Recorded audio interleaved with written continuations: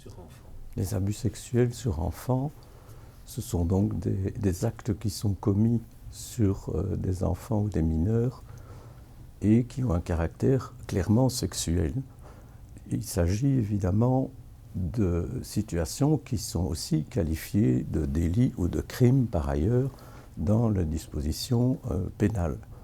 Les abus sexuels des enfants ont comme caractéristique soit d'être des abus qui se produisent avec un contact directement sexuel, soit sans contact par les sollicitations sexuelles, des images qui sont montrées aux enfants, des films dans lesquels ils seraient éventuellement embarqués.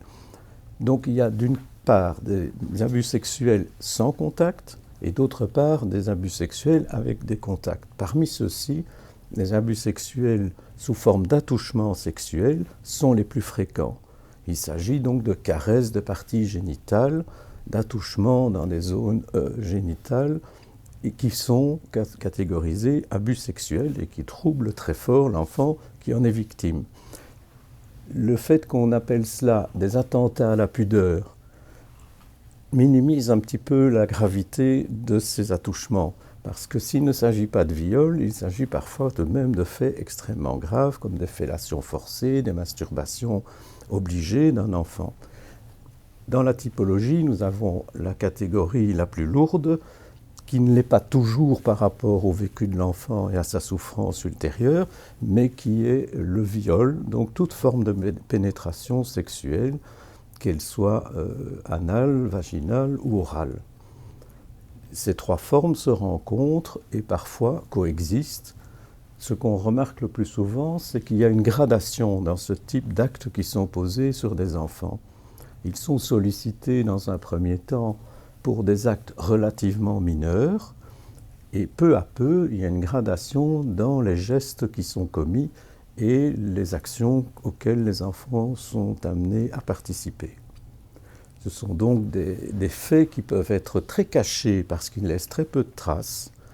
Seulement peut-être 15% des cas d'enfants qui sont victimes d'abus sexuels portent des traces physiques de ces abus. La grande majorité n'a pas d'autres moyens de révéler les abus ou les personnes extérieures n'ont pas d'autres moyens de les identifier que par la parole de l'enfant.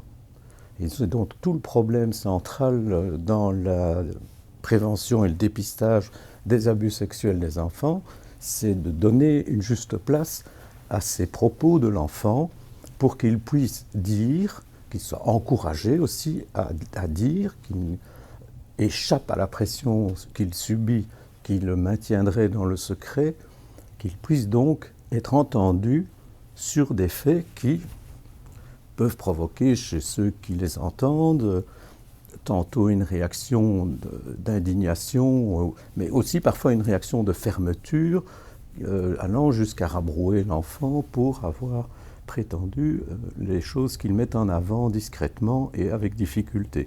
Les enfants qui s'expriment sur ces sujets-là, généralement, emploient des termes propres à l'âge de l'enfant, donnent certains détails, ils sont émotionnés quand ils en parlent, ils ont des hésitations, ils peuvent se rétracter. Donc tout ça ne veut pas dire qu'on n'est pas dans une situation réelle d'abus sexuel. Au contraire, si les accusations sont mensongères, et là je parle d'un chapitre qui est aussi important dans ce domaine-là, l'enfant sera plutôt à tenir un discours stéréotypé, un discours sans participation de ses émotions, une histoire qui ne tient pas tout à fait la route.